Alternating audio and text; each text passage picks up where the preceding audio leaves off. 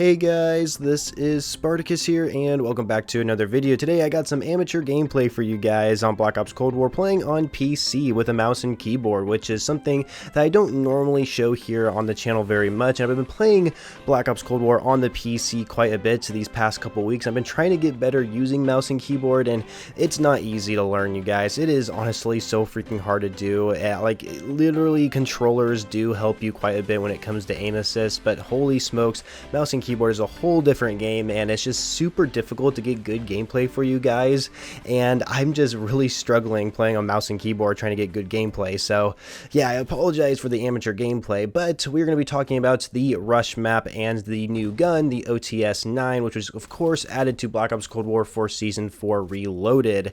And so starting with the Rush map, obviously this is a returning map from Black Ops 2, and Black Ops 2 this was actually a DLC map, so kind of interesting that they're starting to bring back DLC maps for Call of Duty. I guess they kind of ran out of ideas bringing back the original map, so now we gotta bring back DLC maps, which is quite funny. But this is only the second time, I believe, that we've seen a DLC map return to a Call of Duty game. Back in Black Ops 4, they actually added not Rush, I almost said Rush, but they added Grind, which was of course a Black Ops 2 DLC map as well, and Rush was a DLC map in Black Ops 2, and so now we see it here in Black Ops Cold War. It plays the same, right? You know, Treyarch's pretty good at keeping their maps the same. They look the same, just a little bit updated textures is all, and there's like some things that you can notice that might be a little bit more 80s themed than futuristic, but yeah, for the most part it's the same map, and it plays very well. It's very fast paced. It's pretty easy to spawn kill people on this map. The kind of two different main spawn points are pretty easily predictable, and trying to get a good line of sights and just kill them right as soon as they spawn. But it's kind of the way I like the map in some cases, just because it does keep the fast pacedness consistent, but also at the same time it can be irritating when you're on the other end just getting your ass kicked. Now, what about the OTS-9 submachine gun? I know I made a video talking about how to unlock it, but I never really talked about how good or maybe how bad it could actually be. It's a pretty good submachine gun. Of course, you're going to need attachments with this thing to make it a lot better. Of course, one of the things that I hate about certain weapons like the OTS-9 is the fact that its main base magazine only has 20 rounds. Like, it's so low, and I always have to reload every time I get into a gunfight, and I just hate doing that because then it kind of screws up the consistency of me trying to survive. And yeah, I like every time I use a weapon that has a low magazine capacity, I have to have an extended mags. I have to have more bullets because I need to be able to make those plays where I can get those doubles and possibly triple kills if I'm staying on target. But yeah, like, that's the one my gripe about this gun, is not having a lot of ammo in its base magazine. Obviously I can get extended mags and make it a little bit better, but yeah. And also, this is a submachine gun. It's not that great at longer ranges. I mean, yeah, if you're playing hardcore you could probably tap fire it and get some kills, but it's not going to be a one-shot kill at any range if you play that mode.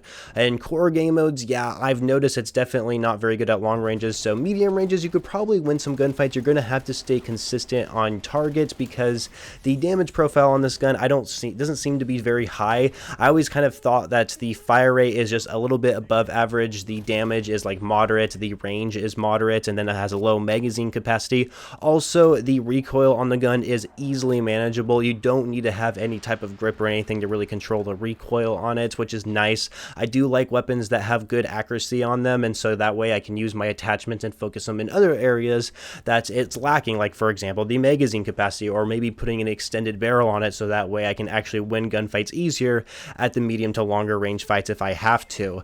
And so yeah, it's all around a pretty good SMG. I really hope that they don't buff or nerf this gun. I mean, I can't see them nerfing it. I just don't really know what they could do to actually nerf it. Maybe the range, but if they were to buff it, maybe the damage. I would actually like to see that, because I'm just not doing super great with this gun. There's been very few games where I've used this weapon and I have just been going off with it, but most of the time, I mean, I'm also playing on mouse and keyboard, so I'm trying to get used to that as well.